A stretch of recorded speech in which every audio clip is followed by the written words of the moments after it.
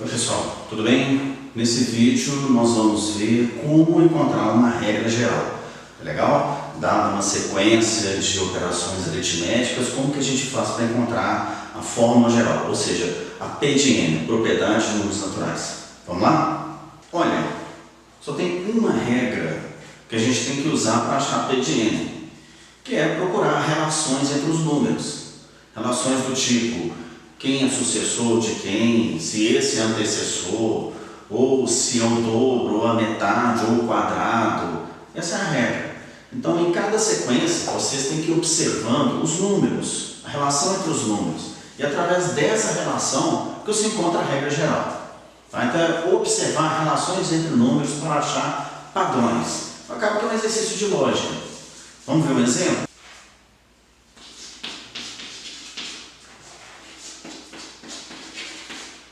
Olha, vocês nem precisam saber cálculo diferencial integral. Aqui a questão é essa, a questão é achar um padrão. Então suponha que eu estabeleça a seguinte relação entre essas funções.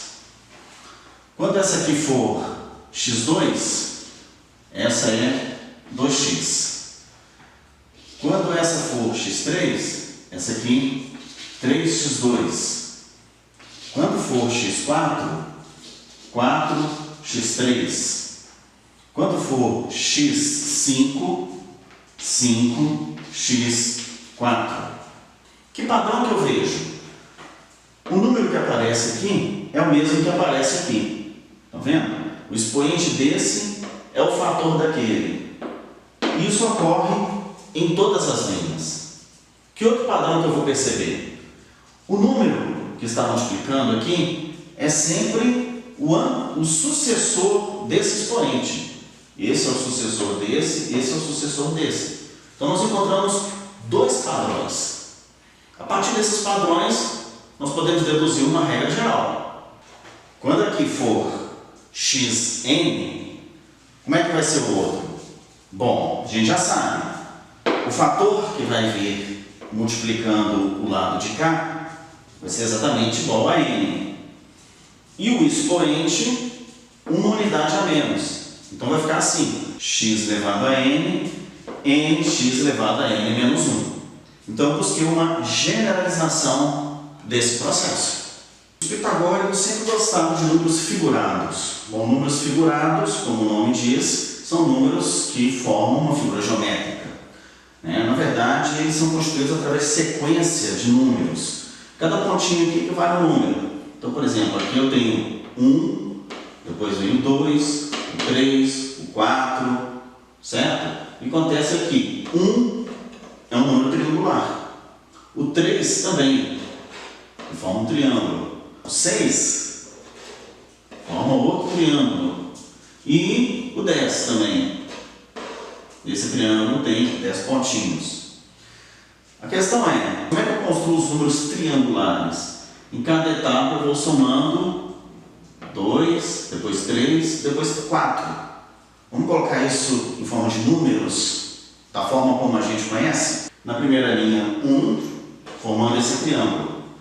Na segunda, formando o segundo triângulo, que é 1 mais 2. Na terceira linha, 1 mais 2 mais 3. E na quarta linha, 1 mais 2 mais 3 mais 4. Tá? As somas dão esses números aqui. Ok? Agora eu vou colocar esses resultados de uma outra forma. Uma forma que possibilita a gente de achar um padrão. Vamos ver? O 1 pode ser escrito dessa forma. Porque 1 vezes 2, 2 dividido por 2 dá 1.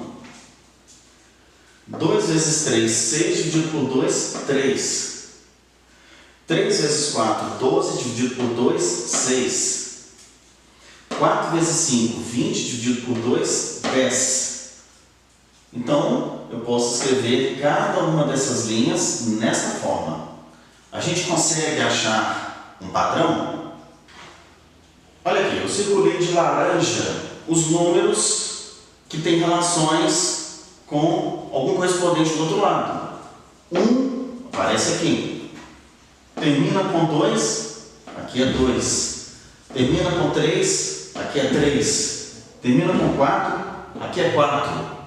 Então, do lado direito, Cada fator é exatamente quem? A última parcela do lado esquerdo. E o segundo fator? O segundo fator é exatamente o sucessor do primeiro. 3 é sucessor de 2, 4 sucessor de 3 e 5 sucessor de 4. Então vamos estabelecer uma regra já. O que nós estamos vendo? Nós estamos somando números naturais. 1 mais 2 mais 3 mais 4. Então se eu somar até n, o que vai acontecer do lado de cá? Vai aparecer como primeiro fator exatamente esse número, como segundo fator o sucessor dele, dividido por 2. Então nós encontramos a forma geral.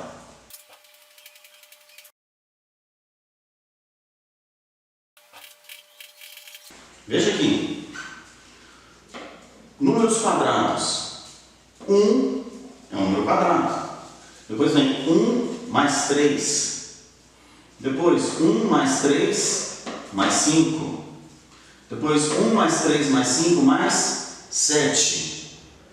E o nome deles, números quadrados, não é à toa não. Veja por quê. A soma vai dar sempre um quadrado perfeito. 4 é o quadrado perfeito. 9 também. 16. De quem que eles são quadrados? 4 é o quadrado de 2, 9 é o quadrado de 3 e 16 é o quadrado de 4. A pergunta é, qual é a relação desses números com o lado esquerdo? Tem que pensar um pouco, hein? Tem que ter alguma coisa em comum. O que você vai ver em comum é a quantidade de parcelas. Esse 2 significa 2 parcelas. Esse 3 indica 3 parcelas. E assim sucessivamente. E como é que eu generalizo isso? Como é que eu escrevo uma fórmula? Bom, eu estou somando números de que natureza? Números ímpares. Então eu estou somando o primeiro número ímpar. Aqui os 2 primeiros, os 3 primeiros. Então o número de parcelas é na verdade o número dos primeiros números ímpares. Então se eu tenho 3 números ímpares, aqui fica o quadrado de 3. Como é que eu escrevo o 7º número ímpar? Isso é uma coisa importante para eu poder ver até onde que eu vou aqui. Tá? Observe que o primeiro número ímpar, ele é o primeiro número par menos 1. O primeiro número par positivo, viu gente? O primeiro número par positivo é o 2.